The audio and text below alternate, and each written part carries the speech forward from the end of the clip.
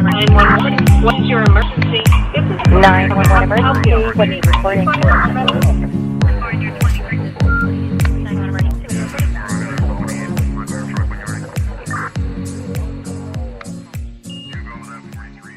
Welcome, everyone. This is We Speak Dispatch. We are so glad that you're here. We've just got a group of 911 professionals from across the country. Going to spend some time talking about some big issues that happened in the communication center, but we're going to talk about it in a casual setting. So before we get started with what we're going to talk about today, we'll do a little bit of introduction. Joe, tell us a little bit about you. Hello, everybody. I am Joe. I have 20 years experience in the 911 field, anything from being a dispatcher to a training dispatcher to being a manager of a countywide consolidation, and currently working as the operations manager for the last 10 years. Awesome. What about you, Doug? I've got about just about 30 years public safety experience, and I've held just about every position you could think of, but my favorite is training. It's my most favorite position. And I've been training around the country for about 10 years or so. Awesome. Thank you very much. What about you, John? Where are you from? Live on the East Coast, work at a large consolidated center, and I have experience in small, medium, and large centers as well, from campus police all the way to large suburban centers, and been in the business around 24 years. Awesome. And I am Leslie Whittam. I am in Southern California. And like everybody here, we are obviously passionate about training, so that's why we're here. I work at a smallish agency in Southern California, and like everyone represented, I've done some training across the country and look forward to talking about training tonight, because that's kind of what we're doing to kick it off. So training, because 911 can be so serious.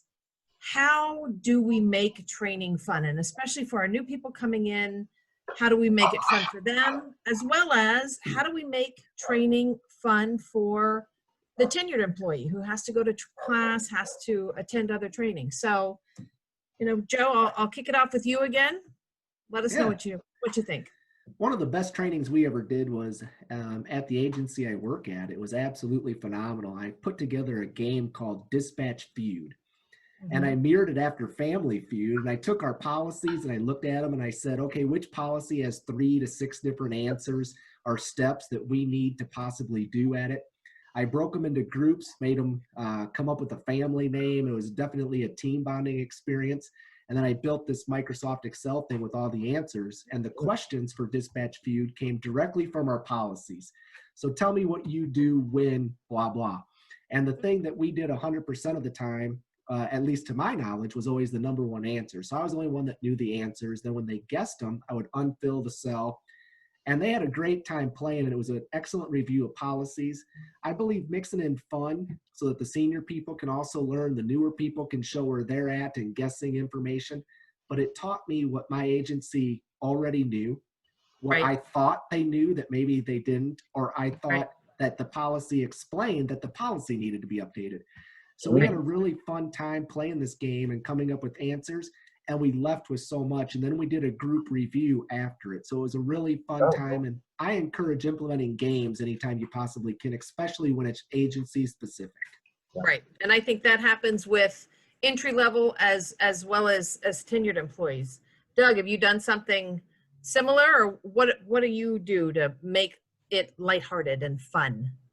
Well, if you know anything about me, I love to have fun at work, and I like to make everything fun. And training can be so boring. We've all been to classes where you just sit there thinking, I need to get these 8 hours back some way or another. And I try to make it fun by just the simplest things. Like, I'll give you an example of how a trainer I had made it fun for me. My trainer, Sandy, when I was brand new, she was working with me. We were doing really, really great. She called in sick one day, and I was so mad at her. I get to work, and they tell me I'm going to be sitting with this really angry elderly woman on graveyard. Does that happen at your agency too? Yeah, it does. Shocking. And Shocking. So I sat with this lady, and she told me, this is a graveyard. She said, hey, what have you guys been doing? I said, well, we've been going over the NCIC book, a big book. And she goes, go get it. And so I got it, and she goes, just start going through it, Doug. And I'm like, I don't even know what I'm looking for. I'm brand new. I have no idea what I'm looking at. And she's like, no, just look at it. So I spent Just look at it. like, and I'm not kidding you. I With wanted to this. fall asleep so badly. So the next day, Sandy shows up to work, thank goodness. And I said, Sandy, this lady just had me look at the NCIC book all dang night. And she goes, Right. oh, go get the book. And I'm like, again? Oh my God. No. I bring it back and I sat it down in front of us and she goes, all right, as fast as you possibly can. I want you to find the 4-digit code to enter a Peterbilt tractor into the SBA system. Solar Oh vehicle. my Right. gosh.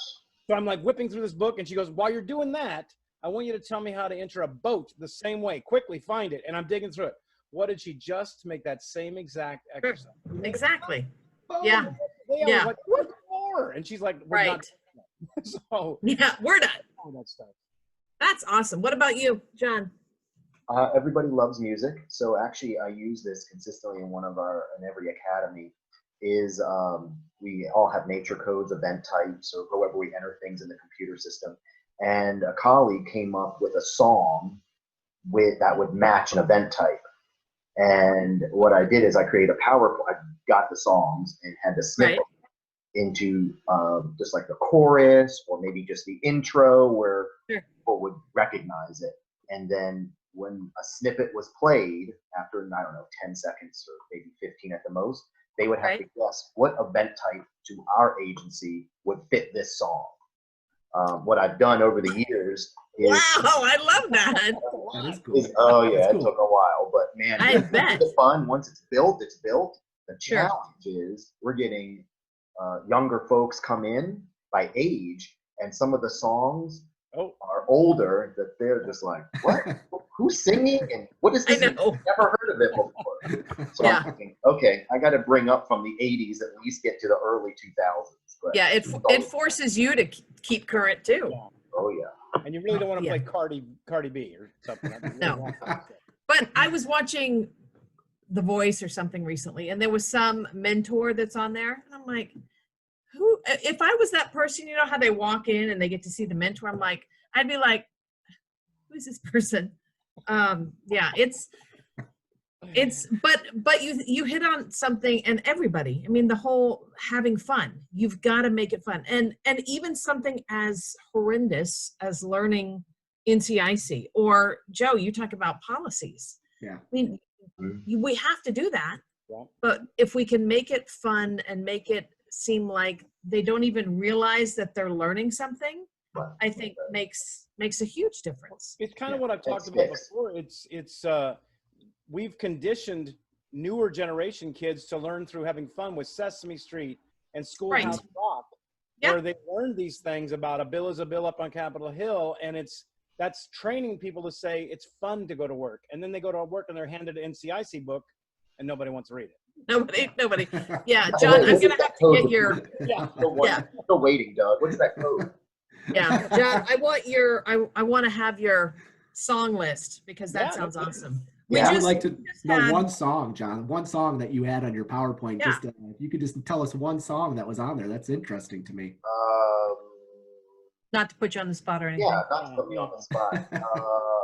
Gosh, total mind blank. I just remember we were talking about an event type for alarm, and usually people will say, well, it's a fire alarm versus a police alarm. And I remember people, my game, my rules. That's right. No, I have the final answer. Yeah. Well, you could put like a Pound the Alarm. There's that song, Pound the Alarm. Yeah, is that Nicki Minaj? Yeah, I think so. Yes, that's it. Yeah. I had some other song in there, and that's exactly what one of the recruits said. Well, you should have Yeah. the Nicki Minaj song, Pound the Alarm. I'm like, what? Okay. I wouldn't even know what that is. Yeah. We just had, we had 2 trainees that are in training right now, and we built a scavenger hunt for them. So not only for things out in the field that they had to go see, but stuff in the station, because, you know, granted right now we're just in our room and we're doing that kind of stuff, but you know, I needed them to know where records is, know where the detective bureau is, know where all these things are. So I had them, and it was kind of like, and maybe in the subconscious of my mind, I'm thinking about that, you know, I'm just a bill on Capitol Hill, but I had them follow a case, It's catchy. follow a case number. So I gave them a scenario and describe, and then they had to assign the right nature code. And what would you send an officer or a CSO or whoever? And then they had to follow that case number. So they had to go to records, and records gave them a bit of information.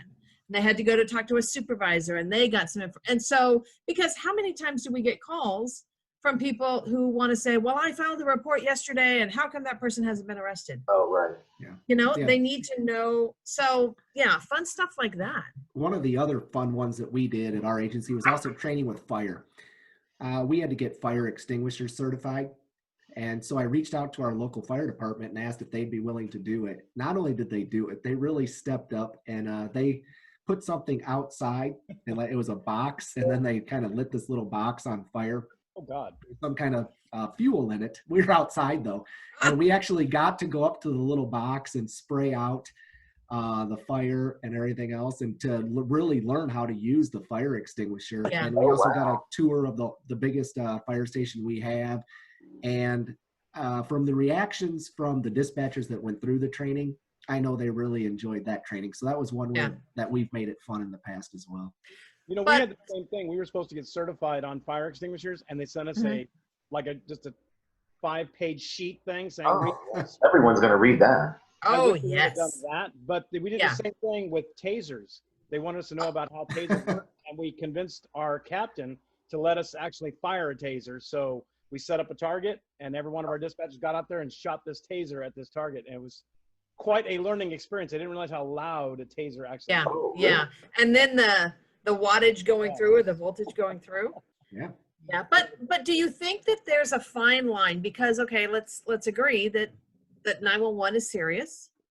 Is there a fine line from making all this laughs and giggles and singing songs and doing that all that stuff to recognizing how do you jump that divide of okay, yes, we want you to learn in a fun setting, but this is a pretty serious job, and it's not going to be laugh a minute. How do you But I think balance it? that I think that you have to like get them involved in the experience, the engagement of getting that employee involved with. I want to learn more because it's something engaging and fun. Then you can lead them into this terrible part of our job. I mean, You can pull them in. there really is no way to kind of like. I mean, you know, bad things happen in police departments and fire departments and EMS. Bad things are going to happen to them on the phones. And Right. at least if you can build that foundation of learning, and this is what we do, and this is how we respond to it, then when you add that other layer of this is an emergency, and now what do we have to do with this? You've already got the foundation of what the policies and what the procedures are. Now we're just layering it up with other things on there. Yeah, it's challenging. Yeah, I can only. And it's just and I think everything that we talk about, this, which is the reason that we're here, is you have to build a connection and you have to have the conversations.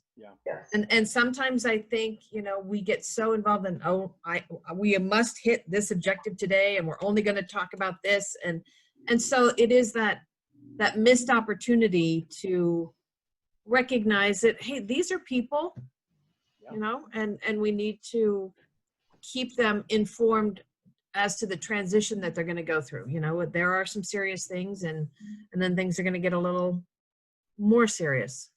Yeah, I think as long as people give that disclaimer, I agree. Right.